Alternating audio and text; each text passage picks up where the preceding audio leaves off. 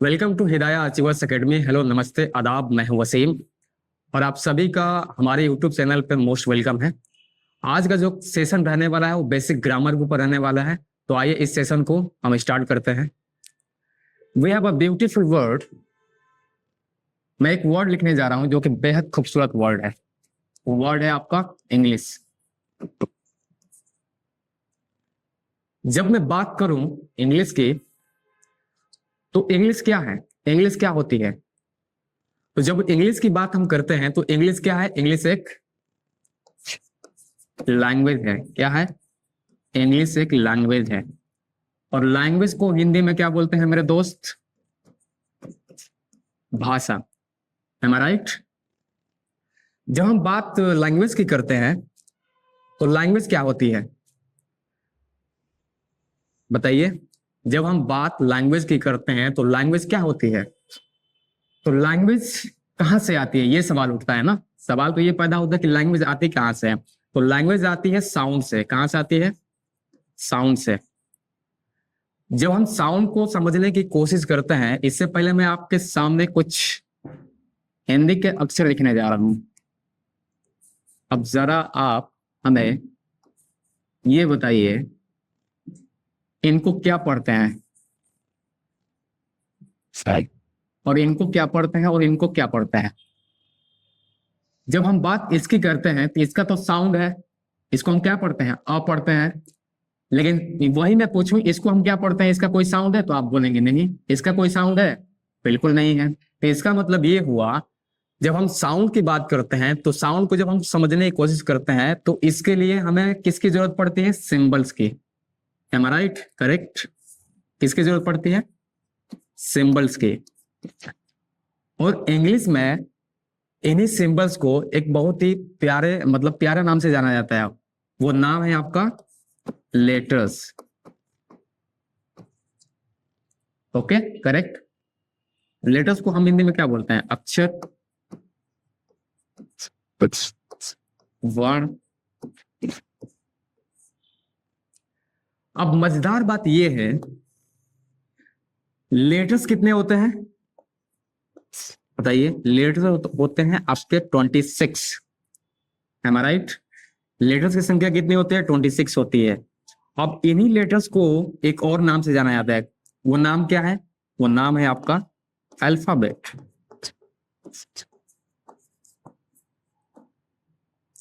और अल्फाबेट को हिंदी में क्या बोलते हैं दोस्त? वर्णमाला।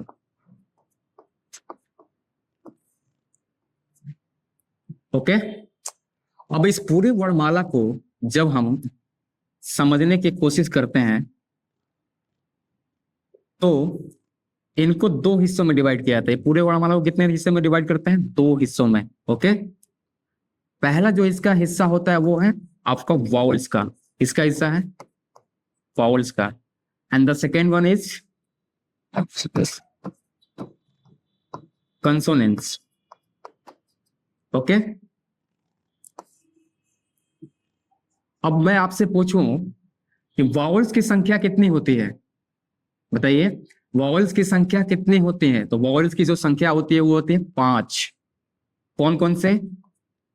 ए, ई, आई, ओ, यू। करेक्ट। वही जब आपकी बात किया जाएगा कंसोनेंट्स की, तो कंसोनेंट्स की संख्या कितनी होती है? वो होती है 21। बाकी जो बच गए वो क्या कहलाएंगे? कंसोनेंट्स ही तो कहलाएंगे। जैसे आपका बी, सी, डी, एफ, etc। ओके। अब आते हैं वावल्स के ऊपर। ये कितने होते हैं? 5 होते हैं। दिखने में तो 5 हैं, लेकिन किस तरीके से ये दंगल मचाएंगे इंग्लिश लैंग्वेज में, आइए मैं आपको दिखाता हूं। यहाँ पे मैं कुछ वर्ड लिखने जा रहा हूं।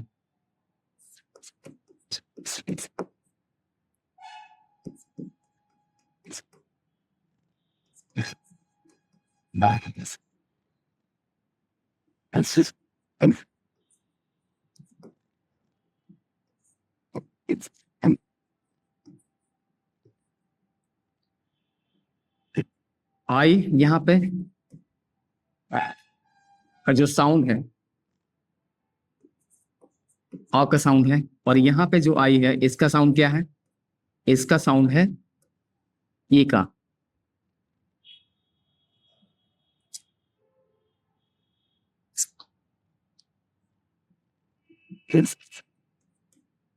और यहां पे जो आई है इसका साउंड क्या हो जाएगा, आई का।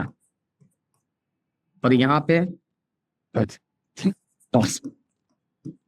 ग का साउंड है, तो वही यहाँ पे क्या हो जाएगा,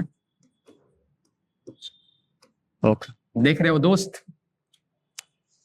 यहां पे जब मैं बात करूं आई साउंड क्या है, आई का साउंड क्या है, आ का साउंड है।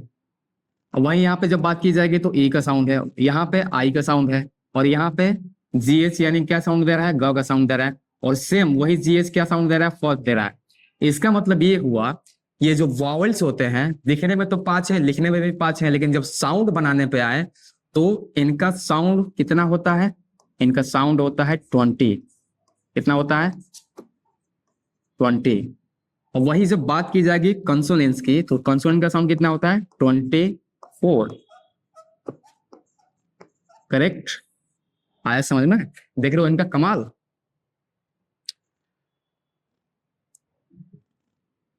अब मैं आपके सामने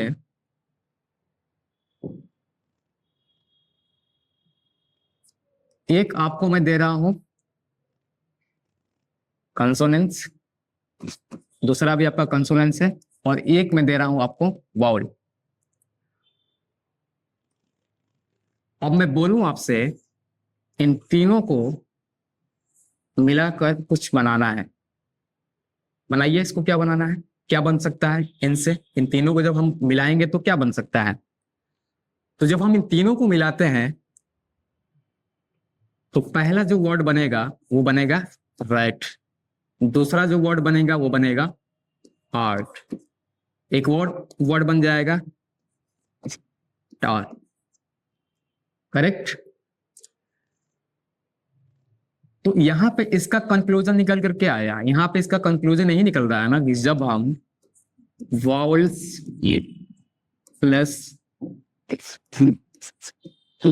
कंसोनेंट्स को ऐड करते हैं तो किसका निर्माण होता है, किसका जन्म होता है, वो जन्म होता है आपका वर्ड्स का। करेक्ट, किसका जन्म हो गया, वर्ड्स का जन्म हो गया। जब मैं बात करूं आपसे वर्ड्स की, तो वर्ड्स क्या होते हैं, बोलिए।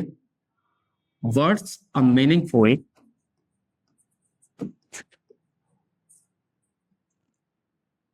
Unit of letters. करेक्ट। जब हम लेटर्स को यानी लेटर्स के जो यूनिट है उसको हम क्या करते हैं, मीनिंगफुल तरीके से हम ऐड करते हैं या प्रॉपर तरीके से उसको हम जोड़ते हैं, तो किसका निर्माण होता है, वर्ड का निर्माण होता है। ठीक है, और वह यहीं से आपका जन्म किसका हो जाएगा, यहीं से आपका जन्म हो जाता है parts of speech. Okay, correct. अब मैं आप जब से पूछूं, ठीक है, अब मैं आपसे जब पूछूं कि पार्ट ऑफ स्पीच कितने होते हैं, तो आप क्या बताएंगे, कितने होते हैं। पार्ट्स ऑफ स्पीच की संख्या कितनी होती है, पार्ट्स ऑफ स्पीच की संख्या होती है 8। कौन कौन से, noun, pronoun, verb, adverb, adjective, preposition, conjunction, interjection. ठीक है, ये सारे के सारे क्या कहलाते हैं, पार्ट्स ऑफ स्पीच कहलाते हैं। तो आई होप, मुझे पूरी उम्मीद है कि आपको जो भी चीजें मैंने बताया वो आपको समझ में आया होगा। ठीक है, नहीं आया होगा तो आप डाउट अगर आपके अंदर अगर नहीं आया होगा तो आप कमेंट में कमेंट कर सकते हैं। ठीक है ना, कमेंट या डाउट पूछ सकते हैं, कहाँ आपको कंफ्यूजन है, और ये भी बता सकते हैं अगर मैंने कहीं कोई चीज, ठीक है, एरर कर दी हो तो वो भी आप मेंशन कर सकते हैं। ओके, लेकिन मैं ये उम्मीद करता हूं कि आपको ये जो मैं आज जो कंसेप्ट बताया हूं, ये कंसेप्ट आपको समझ में आया होगा। M I right. तो आज के लिए इतना ही, बाकी आगे की क्लास में हम प्रोसीड करेंगे। हम अब आगे पढ़ेंगे पार्ट ऑफ स्पीच के बारे में, ठीक है। पार्ट ऑफ स्पीच क्या होता है, इनके फंक्शन क्या होते हैं, ठीक है, ये सेंटेंस में किस तरीके से फंक्शन करते हैं, एक एक वर्ड, जैसे ये क्या है जो अभी हम लोग ने पढ़ा ये वर्ड, तो इसे मान लीजिए मैं बात करूंगा रेट की, तो रेट एक वर्ड है, लेकिन ये है क्या, ये जब सेंटेंस में जाएगा तो इसका फंक्शन क्या होगा, इसका काम क्या होगा, इसका रोल क्या होगा। बात जब आर्ट की जाएगी तो ये भी जब सेंटेंस में जाएगा तो इसका काम क्या होगा। सेंटेंस की मैं बात करूं तो जैसे आपका सेंटेंस का स्ट्रक्चर क्या होता है, subject plus verb plus object, okay, am I right. तो ये सारे के सारे वर्ड जब आपको इस सेंटेंस में ढालेंगे तो इनका काम क्या होगा, इनका फंक्शन क्या होगा, यही तो हम समझते हैं ना पार्ट ऑफ स्पीच में। और क्या समझते हैं, इनका रोल समझते हैं, वही तो पार्ट ऑफ स्पीच है, ठीक है। तो ये आगे हम लोग डिस्कस करेंगे, आगे समझेंगे और भी बेहतरीन तरीके से और भी अच्छे तरीके से, ठीक है। तो आज के लिए इतना ही, मिलते हैं नेक्स्ट वीडियो में। और एक आपसे गुजारिश है कि आप हमारे चैनल को सब्सक्राइब करें, ठीक है। Thank you so much.